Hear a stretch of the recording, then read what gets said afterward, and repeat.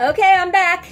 And I want to say something else about this really fantastic wine that I love, that I am drinking it for the first time ever. Now, I tried to read the label, but even with my glasses, it's hard to see, so I'm going to hold it up real close. It's got a little bit of Sauvignon Blanc, some Chardonnay, and a Grenache Blanc, and then one I cannot even pronounce. It's like 25% of something there, but hopefully you can read it. And if you can pick one of these up at your local wine store, I highly recommend it. It's delish. Anyway, back to chopping, which I'm almost done. First, I gotta take a quick sip. Yummy.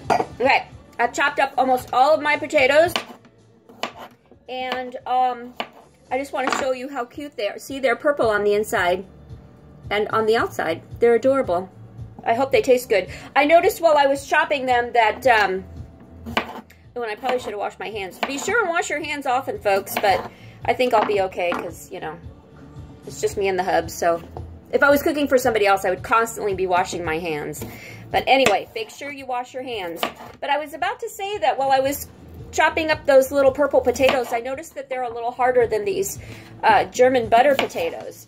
So I want to make sure that they cook nice and soft before I put them in the oven. That, you know, they're almost all the way done. So here they are in the bowl, and I might even reserve some for Brenda Lee. Oh, I got to say something about this bowl. My friend Shelly, who visited me last weekend or the weekend before, anyway, she got me this bowl years and years ago. It was a bunch of Christmas cookies, and I saved the bowl. It's got snowmen and Christmas trees on it, and my kids would probably recognize it. It is just a really great bowl for holding things while you're cooking in the kitchen. I'm sure you guys have your favorite bowls for that. So, anyway, that bowl has some history to it. I better pay attention to what I'm doing. I talk too much sometimes, and I don't pay attention. And I missed a little bit of onion peel here. Maybe not. Okay, but anyway, here's my red onion, which I'm going to slice. And this is the wrong knife for this, folks. Make sure you got a good knife. But I think I've stressed in other cooking shows how much I love the serrated steak knife. My hub's he just absolutely hates when I cut with these knives. But, you know, I'm a little bit rebellious by nature. And, but I just really like the control I have in my hand. But it's a terrible knife. And I'm hoping my onion slices will come out thin enough.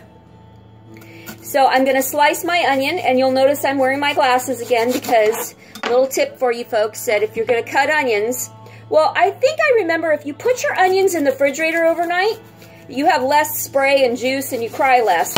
I think I remember being told that. That one didn't come out too good. But anyway, another trick is to just wear some glasses. You know, if you want to wear sunglasses, fine, be my guest. Just don't cut yourself. But I usually just wear my reading glasses, so that way it protects my eyes from any spray that might get in there and make me cry. Because I don't want to cry, even though today was one of those days where you could cry because it was so gray outside. I almost get depressed. But you know what I did to get myself out of that depression? I reached out to our son this morning, and I asked him if he was still coming to visit us for Christmas, and he said he was. And I helped him buy his plane ticket, and so he's going to come visit us for Christmas. So that really cheered me up. And then I bought my daughter some gifts. She just celebrated an anniversary, a 1-year anniversary, and so I bought her some gifts, and some of them arrived. So I'm pretty happy about that. So I'm in a pretty good mood, you know. And I try to stay in a good mood, even though I don't always, you know. Sometimes I get really down in the dumps, just like everybody. And it's hard to stay in a good mood in Washington sometimes because of our weather. But anyway, I'll just drink to that. Now, I think I have sliced up enough onion here. So what's next is I'm just going to leave it right here. And I'm going to go get my salmon out of the fridge again. I put it back in there. And I'm going to season it with salt and pepper first and put it in my pan, which I haven't quite started my, I haven't started melting my butter or my olive oil just yet. Here they are. Here it is. So I'm going to melt that down, and I'm going to throw in my onions and my potatoes, some of these, okay? And, oh look, here's Brenda Lee's. Isn't that adorable? she's got her own little mini frying pan. So we'll cut that salmon in half or something, or even a quarter maybe.